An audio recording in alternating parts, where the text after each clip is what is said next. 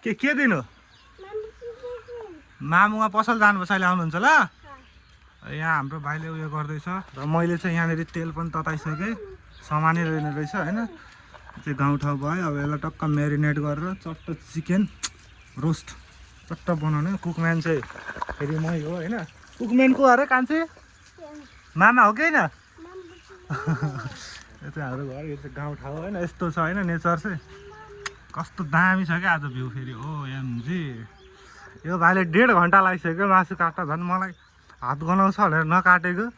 यो भाइले 1.5 घन्टा लागिसक्यो घरि के फुटाउँछ घरि के फुटाउँछ होइन त कान्छ के कसो भन्छ ल कुकम्यान आजको भ्लग यस्तै हो आज चाहिँ शनिबार भएर पनि यसो उयो गरौँ न मौसम हेर्दा त पानी पर्ला जस्तो छ फेरि पर्छ कि पर्दैन पर्यो भने तनाव हुन्छ फेरि त्यही ग्यासमा पकाउनु पर्ने हुन्छ क्या गाई साह्रै अप्ठ्यारो काम हो यो भनेको ल यसरी भिडियो हेर्दै इन्जोय गर्नु होला